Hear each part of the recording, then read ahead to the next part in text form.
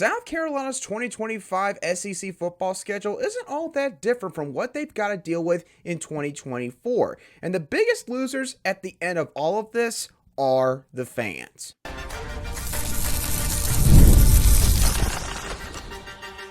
You are Locked On Gamecocks, your daily podcast on the South Carolina Gamecocks, part of the Locked On Podcast Network, your team every day. Hello, Gamecock Nation, and welcome back to the Locked On Gamecocks podcast. I'm Andrew Lyon, the host of this podcast, and I thank y'all so much for making the Locked On Gamecocks podcast your first listen or watch for your team every day. Today's episode is brought to you by FanDuel. Make every moment more as playoffs wind down. The sports stop sporting like we want them to. But this summer, FanDuel is hooking up all customers with a boost or a bonus daily. That's right. There's something for everyone every day all summer long. Visit FanDuel.com/lockedon to get started. Happy Monday to all of you. I hope that y'all had a great weekend and have been enjoying, some of the baseball action that's been taking place in Omaha as the sports calendar year is set to come to a close. But I'm not going to talk about baseball. We're not going to talk basketball on today's show. We're going to talk a little bit of football, and we're going to revisit a story that actually came out, a month or two ago regarding the 2025 SEC football schedule for South Carolina, which is essentially the inverse of the 2024 schedule that they have, and that makes no sense to me whatsoever. So just to give y'all a quick refresher on the 2024 SEC slate for South Carolina, the Gamecocks have 4 home games against LSU, Ole Miss, Missouri, and Texas A&M. Their road games are against teams like Alabama, Oklahoma, Kentucky, and Vanderbilt. Their 2025 conference slate basically includes the exact same set of opponents, but the locations are flip-flopped. So, for example, they're going to be playing Alabama at home in 2025 instead of in Tuscaloosa. They'll be playing the Missouri Tigers in the other Columbia instead of playing them in the real Columbia in South Carolina here in 2025. So I bring all of this up because I don't quite frankly understand why this is the setup that the conference as a whole is going with for the 2025 season. And I'll dive into how this is a fumbled bag, in all honesty, for the SEC in just a few minutes. But the thing that gets me here is that the SEC, they're still not committed to a specific scheduling model. Obviously, there was a lot of debate this past summer between the 1-7-7 model, which was an 8-game scheduling model, and the 3-6-6 scheduling model, or the 9-game model. And the thing that really sucks about all of this is that at the end of the day, this decision to go with the same exact games, essentially, the same opponents for every SEC team in 2025, at the end of the day, it hurts the fans the most because the fans were promised, essentially, maybe I shouldn't say promised, but the notion was given that with all of these changes, with Oklahoma and Texas joining the SEC, the scheduling model having to be changed completely because you were moving to 16 teams instead of having just 14 teams, thus rendering the divisional format useless at this point, that the fans were going to at least get a lot of excitement, a lot of thrill regarding their team's schedule. You were going to get to play some other teams a lot more often. You were going to get to see some new matchups. South Carolina, Oklahoma, for example, they've never played each other before. That's all going to change in October later this year. But because the Gamecocks are going to have the same opponents next year, conference-wise, that they've got in 2024, they're not going to get to play Georgia or Florida or Tennessee. 3 teams that, sure, are all historically viewed to be better than South Carolina, but those are the 3 teams that Gamecock fans are most familiar with from their days in the SEC East, which is very weird to say. Georgia is probably their biggest rival in terms of the hatred that both sides have for one another. I'm not saying South Carolina is the biggest one for Georgia, but I would say that's probably at least the case on South Carolina's end. And then you look at the Florida Gators, obviously there's intriguing history there. You know, Steve Spurrier coaching at both schools, and then eventually South Carolina tried to go down the same path with Will Muschamp. That one did not work out anywhere near as well as the previous one did. And then Tennessee, South Carolina, Tennessee, I would say that's kind of not maybe a rivalry per se, but that has become an underrated matchup across all sports in the SEC because Volunteer fans and Gamecock fans do not get along very well at this point in time, whether it's football, maybe men's basketball. Women's basketball is kind of the one sport where it's like, hey, both sides at least kind of respect each other and what both programs have done, but go to all the other sports. They do not like each other. And the Gamecocks on the football front, they want a chance to get some revenge against the Volunteers, who pretty much ran them out of Neyland Stadium in 2023. At the same time, South Carolina, I did mention earlier, they get to play Oklahoma in 2024. But because the schedule is essentially the same this next year, they're not going to get to face Texas until, I would say, likely 2026. And listen, it's not that Gamecock fans don't care about Oklahoma. I would say that if you ask Gamecock fans, who do you like more, Texas or Oklahoma, they would probably say Oklahoma because there's obviously the narrative that I think's kind of been validated over time that Texas, they certainly are a lot more arrogant. They're not afraid to throw their weight and or money around, and they certainly think quite highly of themselves. Oklahoma does as well to a certain degree, but probably nowhere near to the extent that Texas does. However, Texas is Texas, and there is just something about the Longhorns that's just a little bit different compared to facing, say, the Oklahoma Sooners from a historical standpoint in terms of how many people are going to be watching the game. And listen, you can at least respect this much. Texas, they love their sports, and they certainly love their football at the same time. But South Carolina is going to have to wait until 2026 more than likely before that matchup ever takes place. And then another team that South Carolina is going to miss out on in 2025 is going to be the Arkansas Razorbacks.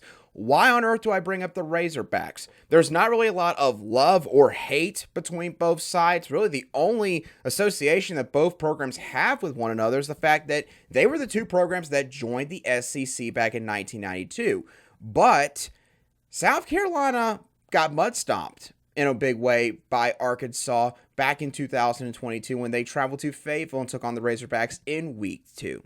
And so that would be a chance for the Gamecocks once again, kind of like the Tennessee game I brought up earlier, to get a little bit of payback, but they're not going to get that opportunity. And for a program like South Carolina, especially where in terms of scheduling, the SEC basically told them through the games they gave them that they really don't care about any of the feelings they might have about certain games compared to other programs that maybe have been in the conference longer or have had more success, historically speaking, compared to South Carolina. The Gamecock fans are big losers in this whole deal because, again, it'll be exciting to play Oklahoma in 2024. Shane Beamer gets to go back to Norman, and there'll be a lot of fuzzy feelings and all that. But, playing them 2 years in a row, it's just not going to feel the same. It's just not. So, Gamecock fans, I feel for y'all because 2025, there's not a whole lot to look forward to.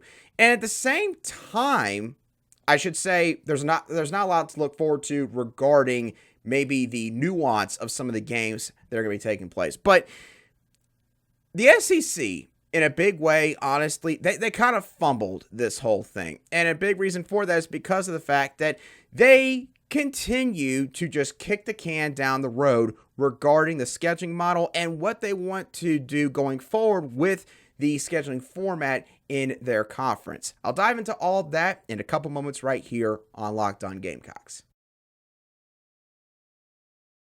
Today's show is brought to you by FanDuel. I love sports. I love them so much that I never want them to stop. But as the playoffs wind down, we get fewer games, and the sports aren't sporting like I want them to. But FanDuel lets me keep the sports going whenever I want. all I have to do is open the app and dream up bets anytime I'm in the mood. And this summer, FanDuel is hooking up all customers with a boost or a bonus daily. That's right. There's something for everyone every day all summer long. So for you baseball fans, this past weekend, you probably got to see the Atlanta Braves play at least once or twice because thankfully they were playing on a main streaming format like Apple TV or on national television on a linear network like Fox. And look, they're still 7-8 games back of the Philadelphia Phillies, but FanDuel still likes their chances to maybe come back a little bit, as the Braves' odds of winning the National League East are currently set at plus 260. No other team behind the Braves is even close when it comes to that regard. So head on over to FanDuel.com/lockedon and start making the most out of your summer with FanDuel, an official sportsbook betting partner of Major League Baseball. Welcome back to this Monday edition of the Locked On Gamecocks podcast, where we cover your South Carolina Gamecocks every single day. And as always, a big thank you to each and every one of you everydayers who make the Locked On Gamecocks podcast your first choice for South Carolina Gamecocks sports coverage. All right, so South Carolina, as we talked about at the beginning of the show, they're going to be facing the same exact SEC teams in 2025 that they are going to be playing in 2024. And not only are fan bases like South Carolina is going to suffer because of this, but the SEC brass is also going to take at least a short-term hit as well. Here's the first point I want to bring up here with the SEC overall. They are squandering a small window of opportunity here because think about it. Texas and Oklahoma will officially join the league on July 1st, literally a week from today if you're watching the show the day that's been put out. They are going to have to change the scheduling model, as I mentioned earlier, which means that finally what was used to be archaic and outdated model is going to get tossed out. No more do we have an SEC East and an SEC West. Everybody's going to get to play each other, so you can no longer bring up the same excuses every single year of, well, Georgia, there's a reason why you're undefeated at the end of the season, because you're in the SEC East. You don't have to face LSU and Ole Miss and Auburn and all these other teams every year like we do. Maybe if you're an Alabama fan. No more do we have to hear all those excuses, because everybody should get to play every other team, both home and away, in the span of a 4-year stretch. And also, on top of all this, and I know that for you football fans, you probably don't care too much about this, but the new TV contract between the SEC and ESPN and ABC, that will officially begin later this fall. And so, with all that combined, the SEC has a huge chance to get more viewership and revenue, which I get it. Just because of all the change that's taking place this fall, that is going to definitely happen in 2024.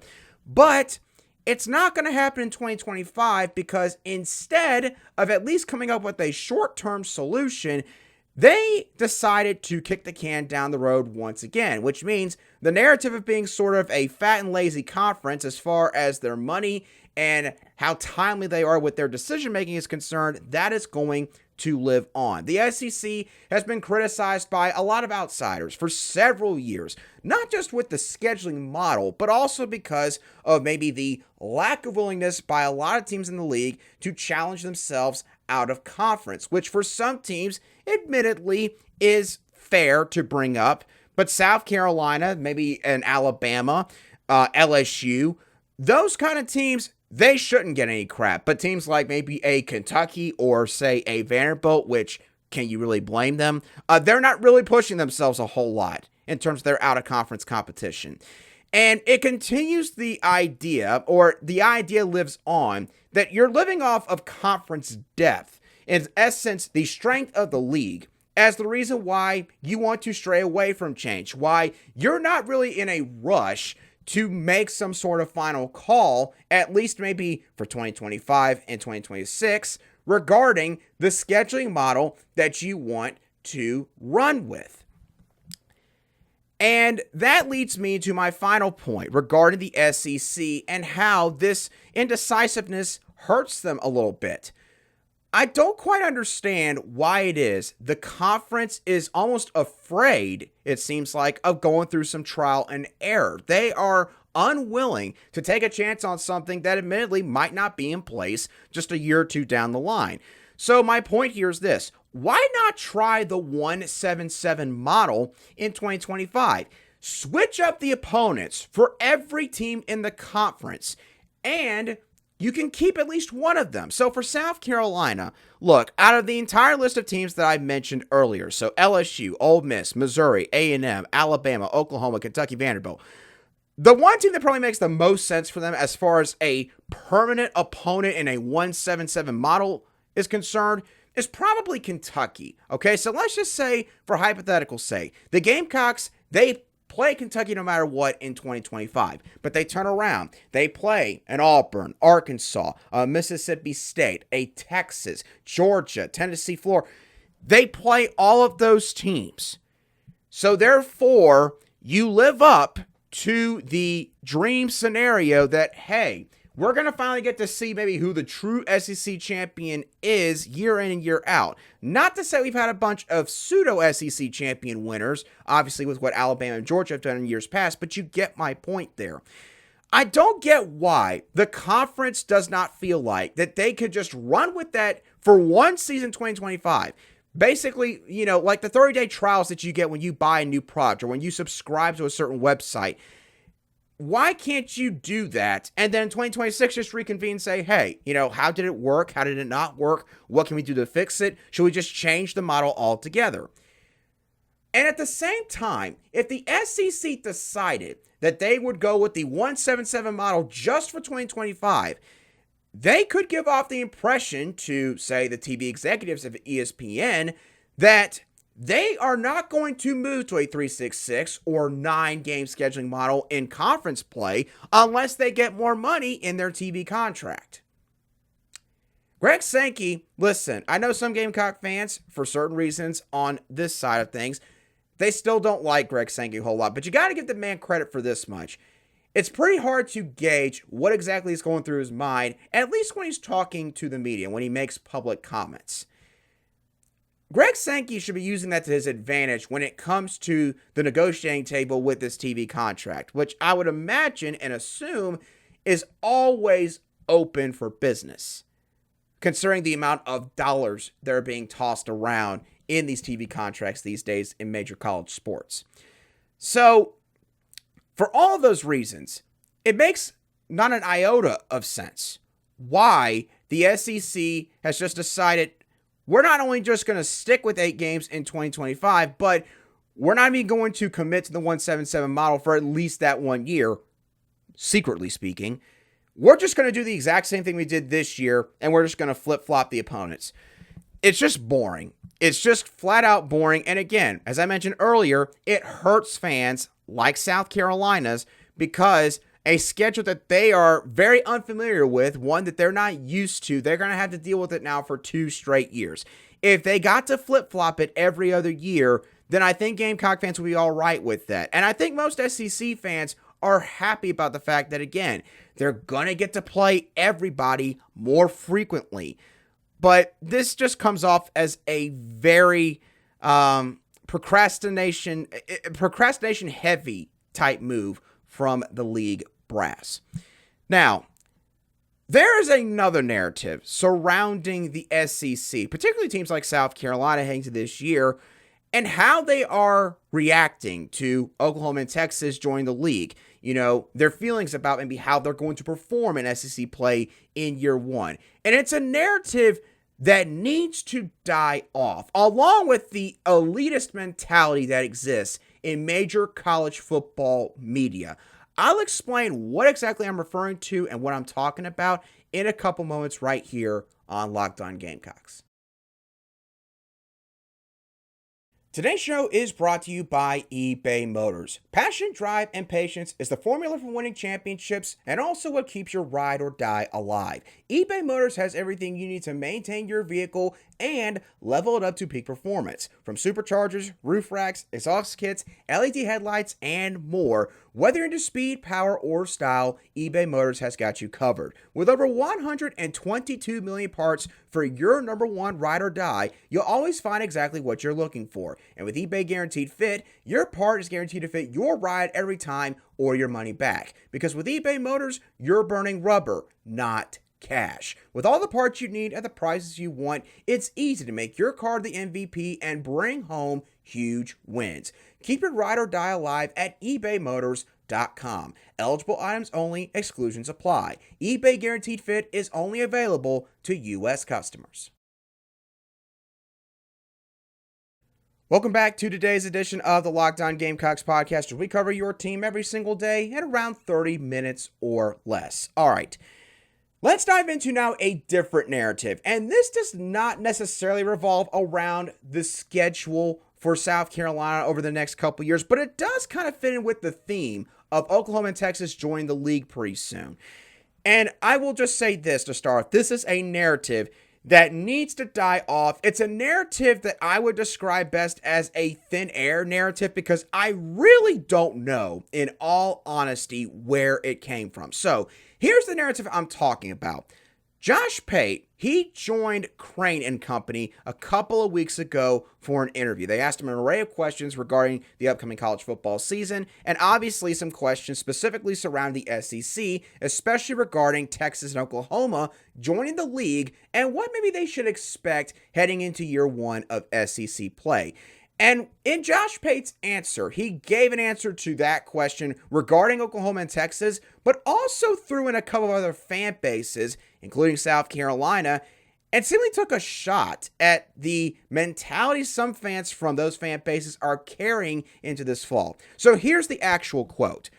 On one side, there's a pretty sharp experience and learning curve for Texas and Oklahoma, but then there's this other thought. I call it the SEC drumbeat thought, where a Mississippi State or South Carolina fan or Kentucky fan, teams that don't perennially exist near the top of the conference, they start looking at Texas and OU and start grinning like, yeah, y'all about to find out about the SEC. Well, that's true. Here's the problem, though. These teams are not getting on the SEC bus and going to the back two seats. They're going to find a seat, and then someone's going to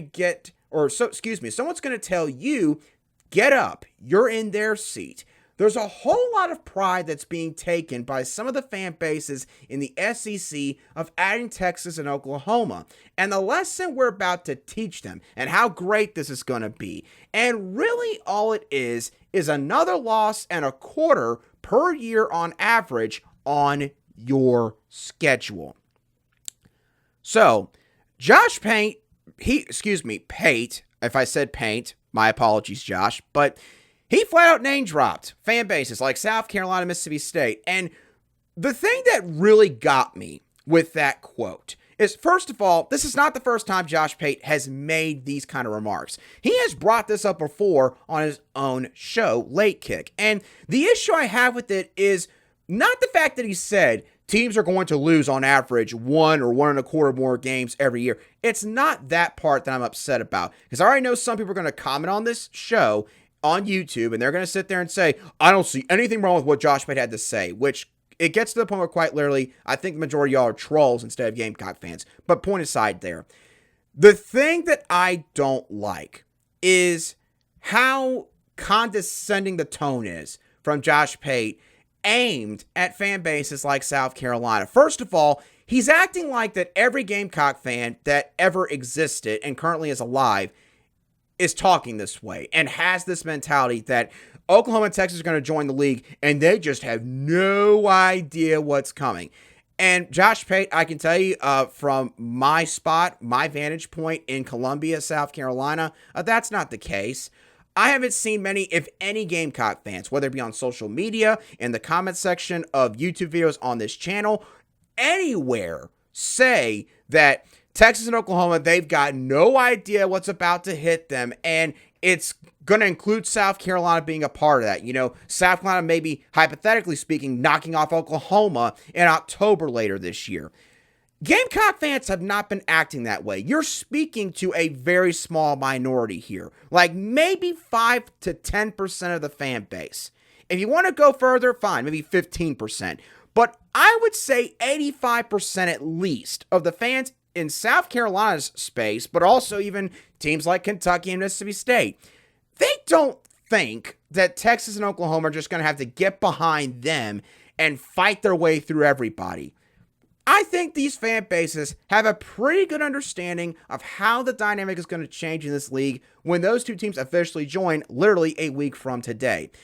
Here's the other thing that really got me with how Josh Pate talked about this. And you could, by the way, go and check out Crane Company's YouTube channel and find this for yourself. I'll put the link in the description on YouTube if you're watching it there.